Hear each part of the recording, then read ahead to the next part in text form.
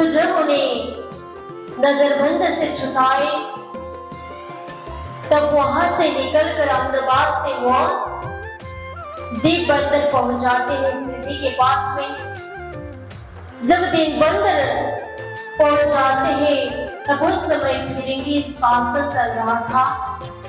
तो प्रहलाद जी महाराज किनारे होते हुए समुद्र के किनारों पर चलते चलते दीप बंदर पहुंच जाते हैं। जब द्वीप पर पधारते हैं तब वहां जयराम भाई कंसरा का मिलन होता है, जो सदगुरु महाराज के शिष्य थे। तो अब वहां ऊठ मिले आनंद सो बड़ सुख पायो देख करा। तब उन्होंने जाकर उनसे मिले तब बहुत आनंद एक आपस में प्राप्त हुई। तो उन्होंने कहे आप कब पधारे हो? तो अभी आ रहा हूँ। तो आप यहाँ कैसे पधारे हो? आप कैसे आ गए यहाँ? तब उन्होंने पूछने लगे। तब प्रहलाद जी महाराज ने कह दिए कि मेरे ऊपर राजी ने इशारा करके हमें यहाँ भेज दी है कि आप यहाँ कब से हो। तो आप तो कभी इतने महान सदगुरु के शिष्य हो, पर तुम्हारे तो कभी सदगुरु के पास में आई हुई नहीं देखा मैंने। तो जब उनके धाम गमन हुए तभी तुम यहाँ तो सदगुरु महाराज से मिलने ही नहीं आए हो। तब उनकी गादी पर बिहारी जी पुत्र जी को भी बैठाया गया अभी, पर तुम वहां तो कभी लौटे नहीं। तो कुछ तुमने तो एक चिट्ठी भी सदगुरु महाराज के लिए लिख के भेजे भी नहीं। आप कैसे शिष्य हो? कितनी दूर आकर भी आपके सदगुरु महाराज की कभी याद नहीं आई तुम्हें? जब प्रहलाद जी महाराज ऐसे ऐसे सवाल करने लगे तब तो जयराम भाई कंसरा मौन धारण कर लिए, क्योंकि उन्हें शर्म आया कि इतने बड़े महाराज जी के गुरु जी के शिष्य बनकर भी आज तक मैंने धर्म कार्य को जाना ही नहीं, मैंने पहचाना ही नहीं। बस सदगुरु महाराज से तारतम ले लिए तो मेरा जितना भी कारखाना था उसी पर मेरा मन लग गया था कि उनके दिल पर यही था मेरे बच्चे को पालन पोषण करनी होगी, अपनी धन दौलत को बड़े ज्यादा इकट्ठा करनी होगी। इसी प्रकार उनके दिल पर काम धंधा केवल और आध्यात्मिक ज्यादा नहीं था, उन्हें सिखाया नहीं गया क्योंकि वो दूर चले पड़े। तो यहाँ प्रहलाद जी महाराज जब आ गए तब वो तो आश्चर्य में पड़े कि उन्हें पूछने लगे, अरे महाराज आप कैसे यहाँ आ गए? तो प्रहलाद जी महाराज ने कह दिए कि मुझे तो परमात्मा जी महाराज ने ही इशारा करके यहाँ भेजे हैं, तो मुझे तुम्हें जगाने के लिए यहाँ भेजे होंगे। तो इस प्रकार प्रहलाद जी महाराज ने जयराम भाई कंसरा से अब प्रश्न खड़े करने लगे, अरे तुमने तो अपना पाप का ही बेइज्जती कर दिए। तो एक उदाहरण देते हुए ही कहने लगे, अरे एक बाप थे इतने सेठ ईमानदार, पूरी प्रशंसा था उनका समाज में, पर उनका बेटा ऐसा निकला कि वो तो बदमाश निकल गया कि उन्हें उनका बाप का कोई इज्जत रखने का कोई दायरा ही नहीं आता। तब वो बेटा की बजाय उनके बाप की भी क्या हुई? बेइज्जती हुई थी। ये तो बिगड़े हुए बेटे का बाप है। तो इसी प्रकार आपने भी सदगुरु महाराज की बेइज्जती की हो। पता है तुम्हें सदगुरु महाराज के अंदर कितना ज्ञान था, कितना धन दौलत की भंडार थी अखंड, जो जिसको धन वो आध्यात्मिक ज्ञान कहा जाता है। वो आध्यात्मिक धन इतना ज्यादा था, तुमने तो आज आध्यात्मिक ज्ञान को कोई मतलब ही नहीं किए कि आपने सदगुरु महाराज की इज्जत तो ख्याल ही नहीं की हो कि इतने बड़े महाराज जी गुरु जी के शिष्य हो। तुम्हें शर्म आना चाहिए जयराम भाई कंसरा कि आज तक यहाँ दीप बंदर पधरे हुए हो आप, तो कब आए हो यहाँ, कब से आए हो? तो यहाँ कितने लोगों को जागरण किए हो तुम्हें? कभी तुमने सदगुरु की महाराज की कोई जागरण की ज्ञान यहाँ आकर कोई किसी को संदेश दिया? तब उन्होंने कुछ भी नहीं बता सके। कौन साथ तुम कार्या किनको राम बताए, तुमने किन को बताए हो कि सदगुरु महाराज ने जिन राह हमें दिखाए है जागने की, वो राह कोई किसी को बताए तुमने? तब पूछते हैं, तब देवचंद्र जी महाराज की ज्ञान कितना बड़ा था तुम्हें पता ही है ना। तो आज तक किसी ने ऐसा ज्ञान प्रदान नहीं किए थे, तो हमारे सदगुरु महाराज ऐसा ज्ञान के भंडार है जिनके ऊपर राजी महाराज साक्षात विराजमान होकर वो इस ज्ञान के प्रचार किए थे। तब हमें उनके ज्ञान के प्रचार की मर्यादा करनी होगी। तो उसी ज्ञान को एक जगह से दूसरा जगह पर उसकी प्रचार प्रसार करनी थी, पर तुम्हें तो यहाँ आकर अपने कबलों पास उठेगा, कबलों हाथ एहनन्ना, कबलों घर में बैठेगा, आए सिर्फ क़यामत रोज़। अरे जय राम भाई कंसरा, तुम्हें यहाँ अब माया के संसार में रहकर कब तक धन की इकट्ठा करनी है? तुम्हारे समय तो अब क़यामत की घड़ी तो आई, तुम्हारे श्वास कब हो जाएगा वो तो किसी को पता ही नहीं है।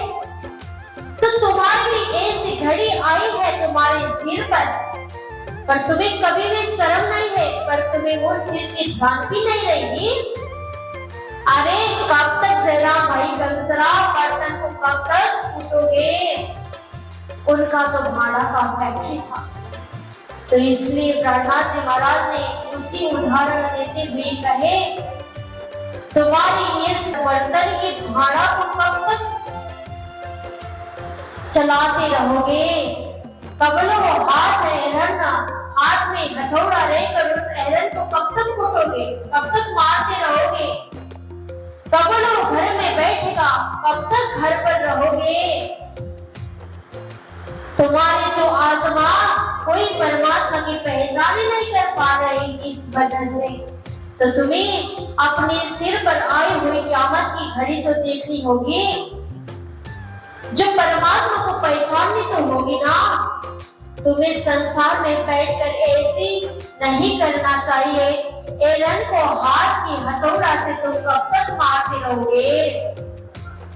तो इस प्रकार प्रहलाद जी महाराज ने उनके घर में बैठते हुए ऐसे डांटते हुए उन्हें जागने करने लगे। उनके अंदर ताकत ज्ञान था, पर कोई भी ज्ञान, कोई भी शिक्षा, कोई भी अनुशासन धर्म पर नहीं था। बस संसार में धन कमाना उनके लिए सबसे बड़ा था।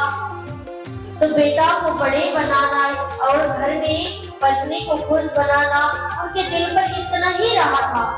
पर सदगुरु महाराज की कृपा से आज फिर प्रहलाद जी महाराज उनके घर में पधरे हुए कह रहे हैं, अरे ऐसा नहीं होना चाहिए। अपनी आत्मा को सदगुरु महाराज की चर्चा को, दिल को धारण करना चाहिए। सदगुरु महाराज ने दी हुई वचन को मनन करनी चाहिए और तुम्हारे जीवन में भी अपनाना चाहिए कि कब तक संसार के कार्य करते रहोगे। तुम्हें शर्म आना चाहिए।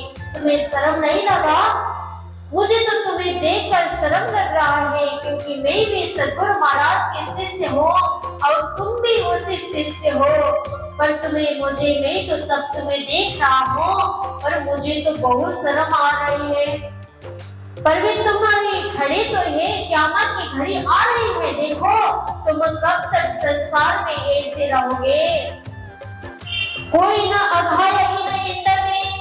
इस संसार में तो कोई अघाय नहीं है, इस संसार से कोई तृप्ति नहीं हुई है।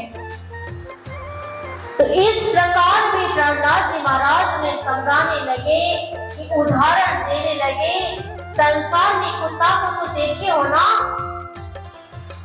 तो उस कुत्ता एक सूखी हुई हड्डी को लाकर अपने दांतों से चबाने लगते हैं। तब वो चबाते चबाते अपने अंदर की एक गीजा नहीं होती, वो गीजा से खून फूटने लग जाता है। तब उन्हें पता नहीं चलता, तब वो गीजा हट जाता, तभी उन्हें पता कभी नहीं होता। तब उसको लगेगा कि इस हड्डी में स्वाद है, पर उस हड्डी का स्वाद तो उसे नहीं मिल रहा है, पर वही अपना ही अंदर का खून वो चूस के तृप्ति आनंद प्राप्त कर रहे थे। तो इसी प्रकार संसार भी ऐसी है, जो संसार में रहते रहते हमें संसार में बहुत सुख है कि संसार को देखते हुए अगर आपको आनंद की अनुभूति होगी तो आनंद की अनुभूति अपने दिल पर है, उसी आनंद को हम प्राप्त करते हैं, इसलिए संसार अच्छा लगता है। पर उसी तरह प्रहलाद जी महाराज ने जयराम भाई कंसरा को एक हड्डी की भी उदाहरण देते हुए, एक कुत्ता की भी उदाहरण देते हुए उन्हें सजाने के लिए बहुत प्रयास किए। तब उनकी मन में लगने लगा कि प्रहलाद जी महाराज ने सच तो कहा है कि मैंने संसार से जितनी भी धन दौलत कमाओ, और वो तो मैंने ही कमाया, मैंने करके ही कमाया हुआ धन मैंने मिला है, पर इस संसार में मुझे अब नहीं दिखना है, संसार में पीछे नहीं देखना है। अब मुझे तो सद्गुरु महाराज की में इतना ज्ञान के भंडार के मेरे धरीजे थे, तो उनके इतने बड़े गुरु थे मेरे, तो मैं उनका शिष्य हूँ, तो मैं न क्यों उनकी राह पर ना चलो। तो ऐसे भाव में जागृत होने लगा उनका भी। अब जब प्रहलाद जी महाराज ऐसे ढंग से उदाहरण देते हुए उन्हें कहने लगे, तब उनको बहुत शर्म तो लगा होगा ना, क्यों नहीं लगेगा।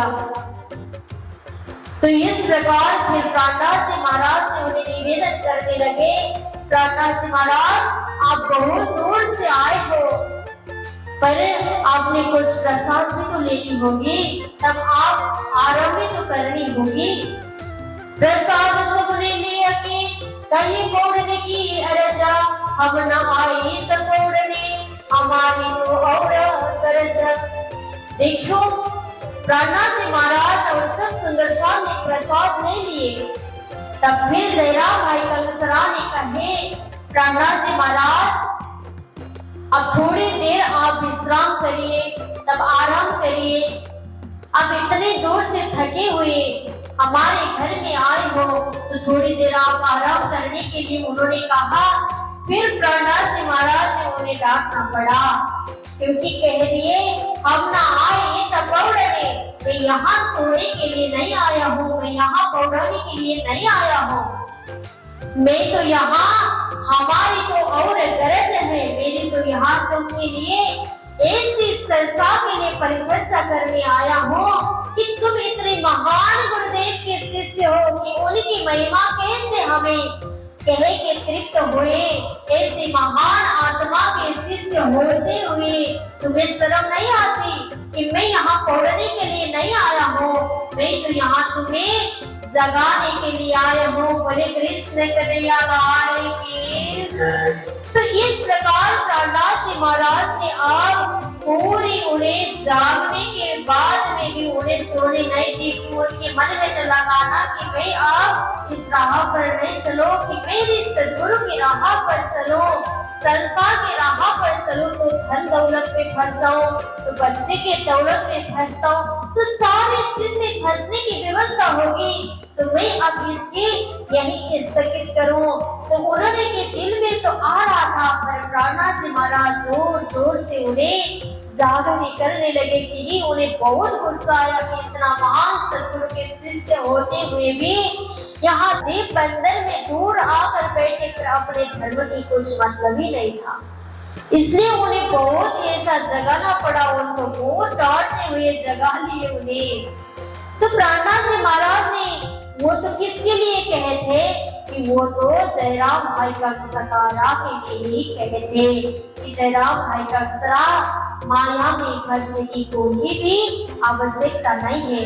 अब तुम्हारी सिर पर वो क़यामत की घड़ी आई है, हमारे श्वास कब छूटेगा पता है? कोई किसी को वो घड़ी की कोई पता नहीं। अभी यहाँ हम चर्चा कर रहे हैं, तो हमारी कब छूटेगी ये भी तो पता नहीं है। क्या पता यहाँ से चलते चलते भी जा सकते हैं, अगर यही प्रवचन करते करते भी तो जा सकते हैं ना, कोई इसके ठिकाना नहीं रहते। ऐसी होती है कि श्वास की रहते हुए हमें उस निज नाम की जाप करनी होगी, उस मंत्र की जाप करनी होगी, उस परमात्मा के नाम को स्मरण करनी होगी। बोले कृष्ण कन्हैया लाल की। फिर सदगुरु महाराज को आप दिल में क्या करने लगे कि वो जोर जोर से ब्रजराज की चर्चा श्रवण कराने लगे, कि भगवान श्री कृष्ण की लीला श्रवण करवाने लगे। तो हम परमधाम से कैसे आए, ब्रजराज में कैसे आए, तो ब्रजराज से हम फिर परमात्मा के साथ में जुड़े हुए थे, फिर हमें संसार में आना पड़ा। इस प्रकार सारी प्रेम की विस्तार की घड़ी आप प्राणनाथ जी महाराज ने उन्हें पूरी निष्ठा बंधक श्रवण करवाए। तब उन्होंने दिल से कहने लगे, प्राणनाथ जी महाराज आपने तो मुझे ही साक्षात उस दिव्य धाम पर पहुंचा दिए कि मैंने सदगुरु महाराज की तरफ से तो इतना ज्ञान में दूर रहकर श्रवण कर ही नहीं पाया, पर आज ऐसी मौका मुझे ही प्रदान कर दिया आपने कि मैं बहुत धन्य धन्य हूँ कि आपने ऐसी महान ज्ञान इतना दूर आकर इतनी कष्ट करते हुए मुझे श्रवण करवाए। बोले कृष्ण कन्हैया लाल की।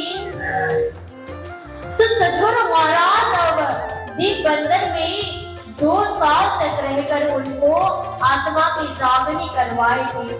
जब 2 साल तक वहां रहे थे तो सारी जागनी कृपा उनके ऊपर सदगुरु महाराज की वृणन की भरतार स्वरूप की चर्चा, जागनी ब्रह्मांड की चर्चा, ब्रजराज की चर्चा श्रवण कराते कराते 2 साल व्यतीत हो गया था।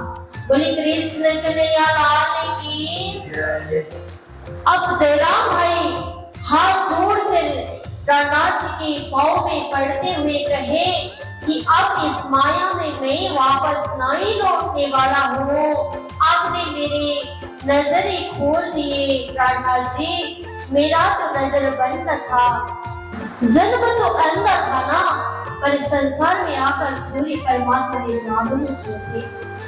तब फिर संसार में रहते रहते ही मेरा तो नजर बंद था, अब फिर आध्यात्मिक नजर खुल गया कि आपने दिखाई हुई राह पर मैंने चलने की कोशिश करूं प्राणनाथ जी।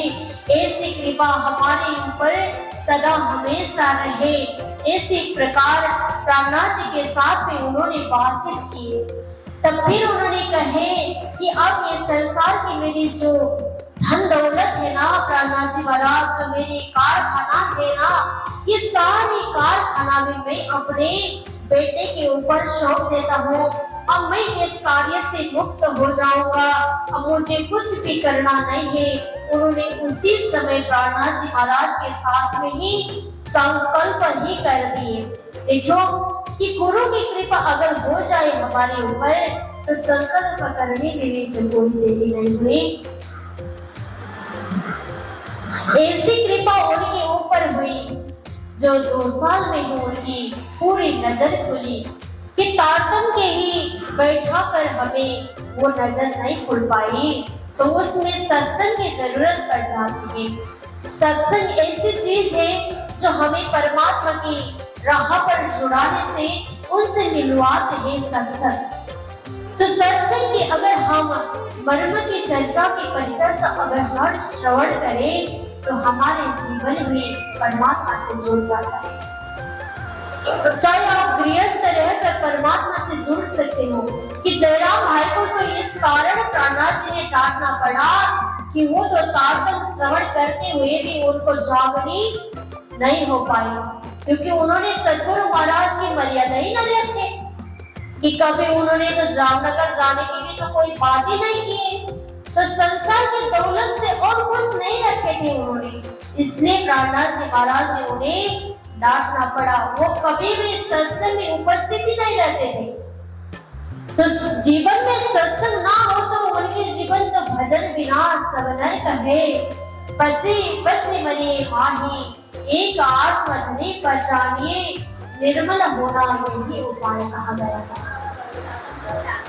अगर हमारे जीवन में एक भी परमात्मा की नाम सुमिरन किया जाए तो वो सुमिरन की माध्यम से हमारे जीवन ही धन्य मंगल बन जाते हैं। पर अगर हम एक भी परमात्मा के नाम के सुमिरन ना करेंगे इस जीव के प्रवेश से, तो हमारे जीवन तो बची बची मर जाएगी ना। तो इस प्रकार से उन्हें प्रहलाद जी महाराज ने इसी प्रकार से भी उन्हें बहुत क्या करनी पड़ी, जागनी करनी पड़ी। इसलिए नहीं उन्होंने संकल्प कर दिए, तो बाद में उन्होंने कहते कि तुम तो सदगुरु महाराज के शिष्य हो, तो तुम्हें शर्म आनी चाहिए कि तुम सदगुरु महाराज की वितक लिखो, कि उनके जीवनी अखंड चीज को लिखो।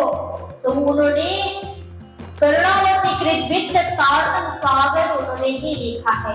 तो आज उनकी भी हम वाणी को श्रवण कर सकते हैं। आज किसी के घर पर तो होगा ना कि कहीं न कहीं पे भी मिल सकता है, कि हमारे आपके घर पर ना हो तो फिर मंदिर में भी कहीं ढूंढ सकते हो आप। तो उनकी वित्तक भी आज हम श्रवण कर सकते हैं, पढ़ सकते हैं अपने घर पर जाके। पर लालदास जी महाराज की वित्तक को सबसे बड़ी हमारी महिमा दिया गया है, क्योंकि उस समय जब अंतिम घड़ी थी, तो 1 साल से पहले जब पटना धाम में इस लीला पूरी हुई, तब उस समय प्रहलाद जी महाराज ने उन्हें ऐसी उपाधि दी कि तुम्हें महामती की दर्जा पर बैठकर तुम्हें लालदास जी की वित्तक में लिखनी होगी। तो लालदास और प्रहलाद जी महाराज की जीवनी, देवचंद्र जी महाराज की जीवनी, जितनी भी हमारे संप्रदाय में घटी हुई जो घटना की व्यतीत स्वरूप है, उसको हम लालदास जी महाराज की वित्तक पर हम श्रवण कर सकते हैं। इसलिए उन्होंने पंचमी तिथि में बैठकर उन्होंने कृष्ण अष्टमी तक उन्होंने क्या किए थे, 1 मास लगाकर श्रीमद् वित्तक लिखे थे।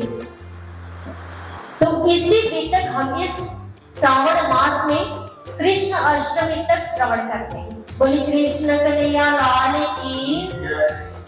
तो ऐसी ऐसी भावना वहां हो रही थी कि दिव्य बंदर में वैष्णव लोग काफी थे संख्या में। तब जब प्रहलाद जी महाराज दिव्य बंदर में बैठते बैठते देवी देवताओं की विधि खंडनी भी तो करते थे थोड़ा बहुत। तो अगर जरा की सेवा न करे, तो उसमें मल ना लगाए, तो पानी ना लगाए, तो पूरी तरह फूल नहीं खिला जा सकता। अगर फूल के ऊपर जाकर पत्ते में अगर मल चल करे, तो पानी लगाए, तो वृक्ष बड़ा हो पाएगा? नहीं हो पाएगा।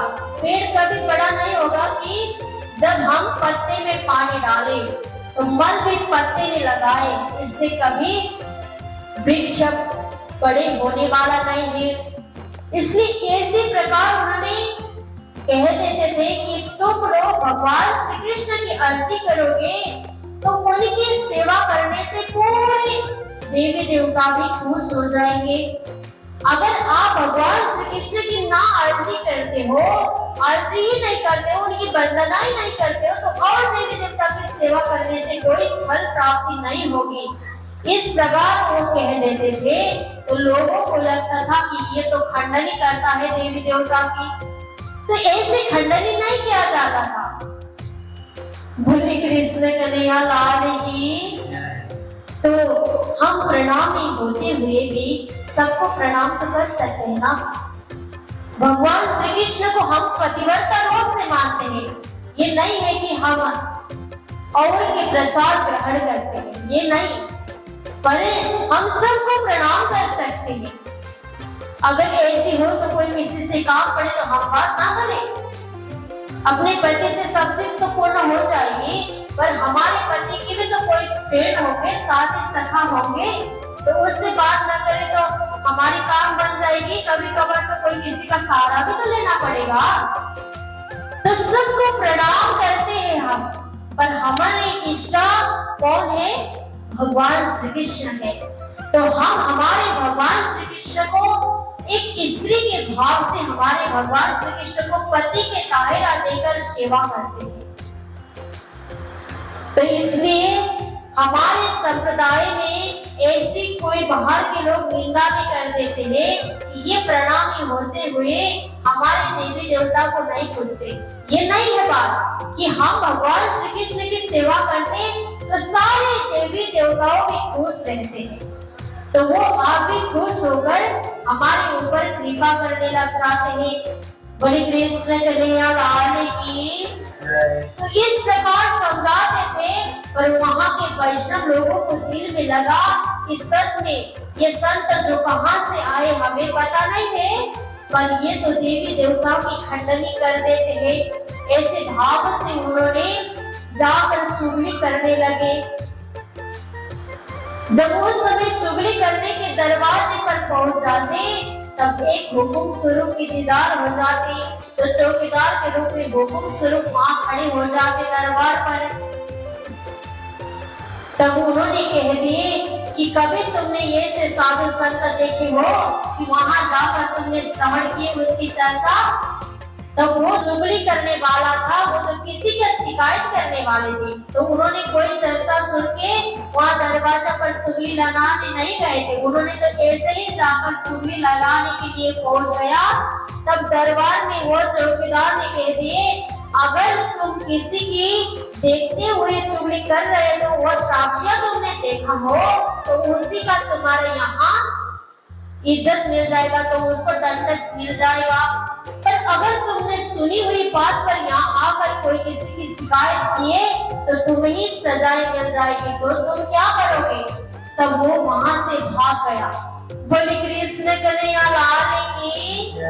तो जिन सुंदर साथ को ये खबर पहुंच गई कि वैष्णव लोग हमारी शिकायत करने गए, तो अब यहाँ हमारे लिए फिरेंगे, हमें दंड दे देंगे, तो वो सारे जितने भी शिष्य थे सदगुरु महाराज के वहां सुंदर साथ बैठे थे, तो वो भी इधर उधर छिपने लगे कि हमारे ऊपर ऐसी कोई भी विघ्न बाधा ना आए, कोई भी हमें दंड ना दे।